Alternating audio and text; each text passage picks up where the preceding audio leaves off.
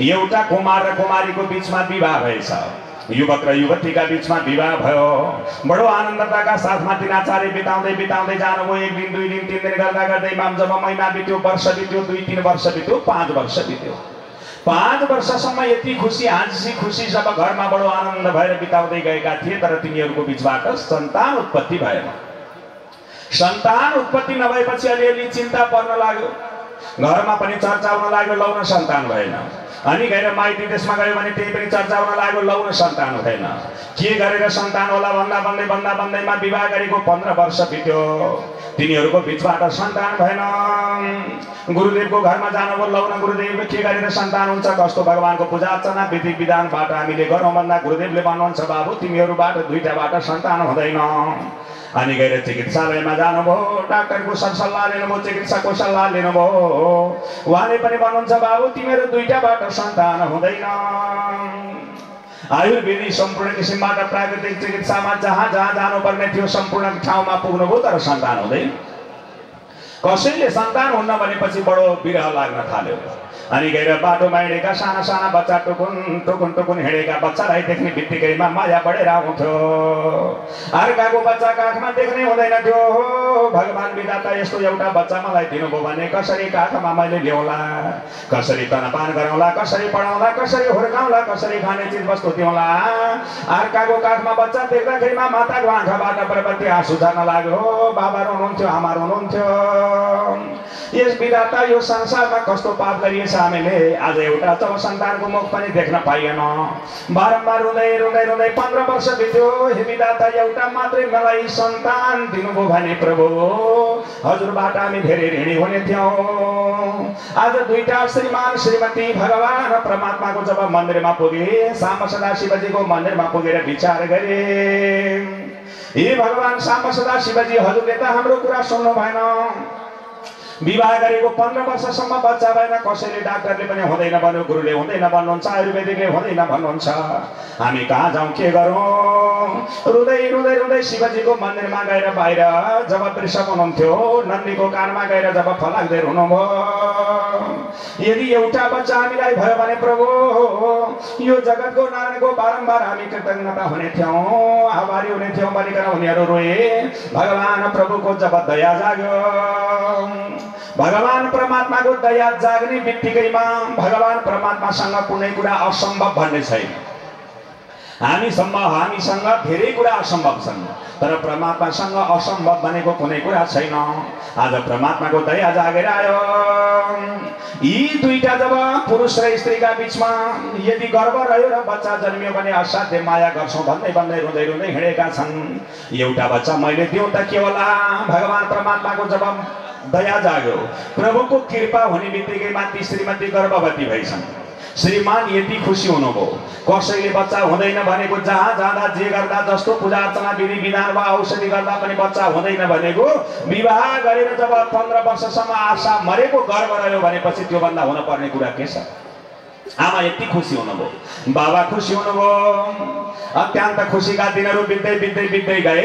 जब महिना पुग्यो, दिन पुग्यो, गर्भ रहेको 280 दिनका दिनमा गर्भबाट बच्चा पनि जन्मियो। बच्चा छोरो भएर पुत्र भएर जन्मिएछ। बडा खुसी भयो। बाबा खुसी हुनुभयो, आमा खुसी हुनुभयो, बच्चा हुर्काउनु भयो, बढाउनु भयो। 1.5 वर्षको बच्चा भयो, माता पितासँग पछि लाएर हिँड्नेवाला बच्चा बन्यो। 1.5 वर्षको बच्चा अलिअलि बोल्न थाल्यो, तोते बोल्न थालेको छ। आमा बाबालाई त्यो बच्चा प्रति भन्दा मायाहरू संसारमा कसैले लागेको छैन। एक दिन बाबा घरमा नभएको बेला यस्तै जब चिसो महिना रहेछ, माघको महिना, माताले आफ्नो 1.5 वर्षको बाबुलाई काखमा लिएर बाहिर घाममा आँगनीमा जब चाहिँ आफू बस्नुभयो, काखमा बच्चा राखेर जब तेल तताएर तेलद्वारा मालिस गरिदिन लाग्नुभयो। आमाको काखमा बच्चा निधायो। यति धेरै आमाले माया, यति धेरै आमाले प्रेम गरेर हुर्काएको 1.5 वर्षको बच्चा, कसैले हुँदैन, केही उपाय छैन भन्दै जन्मिएको बच्चा आज जब घाममा आफ्नो काखमा बडो आनन्द लिएर सुतिरहेको बच्चा निधायो। यो बाबुलाई एकैछिन यही आँगनीमा मैले सुताउँछु। म भित्र गएर यही बेलामा अवसर छोपेर काम धन्दा गर्छु भनेर आमा छोरालाई जब आँगनीमा बाहिर घाम लागेको घाममा जब सुताउनु भयो, आमा भित्र जानुभयो। गएर केही काम धन्दामा व्यस्त हुनुहुन्थ्यो माता। एकैछिनमा 2-4 मिनेट पछि बाबुले के गर्दैछ होला भनेर भित्र भित्र भित्र भित्र छिटो छिटो काम जब धन्दा गर्दै हुनुहुन्थ्यो, त्यसै बेलामा बच्चा आफ्नो छोरो त चिरिएर रोयो। आमा भनेर चिरिएर जब बच्चा रोयो, के भयो मेरो बाबुलाई भनेर भित्रबाट हातमा रहेका भाँडा बर्तनहरूलाई ट्याक्क फालेर आमा जब द्वारमा निक्लनु भएको थियो, द्वारमा निक्लने बित्तिकै त बडो डरलाग्दो एउटा कालो सर्पले त्यो छोरालाई बेरेछ। हेर्नुहोस्, बच्चालाई सर्पले बेर्यो। बच्चालाई सर्पले बेर्यो र स्वाँ गरेर आमापट्टि फर्क्यो र गरेर चिच्याउँदै भन्न लाग्यो बाबु भनेर। आमाले के भन्दै हुनुहुन्थ्यो त्यसै बेला त्यो सर्पले भन्न लाग्यो आमा तिमी धेरै चिच्याउनु पर्ने जरुरी छैन, तिमी नचिच्याऊ।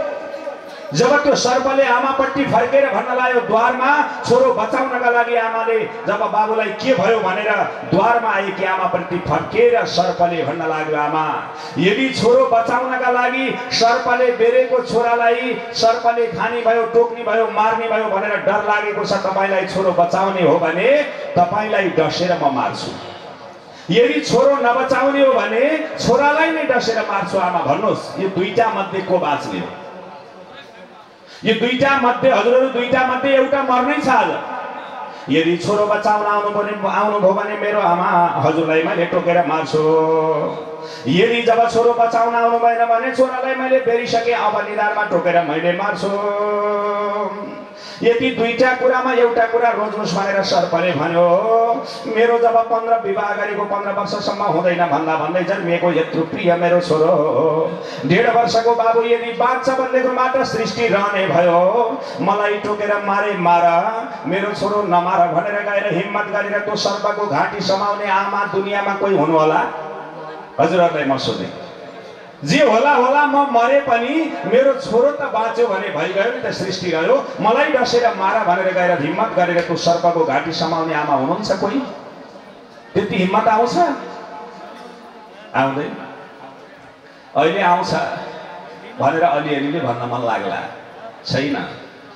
यो संसारमा त्यति प्रेम गरेर, त्यति माया गरेर, त्यति स्नेह गरेर त्यो 1.5 वर्षको छोरालाई जति माया संसारमा त्यो आमाले कसैलाई गर्नु भएको छैन। सायद बच्चा जन्माएका माताहरूलाई थाहा होला आफ्नो बच्चाप्रति कस्तो स्वभाव, कस्तो प्रेम, कस्तो त्यसप्रतिमा जुन स्नेह हुन्छ।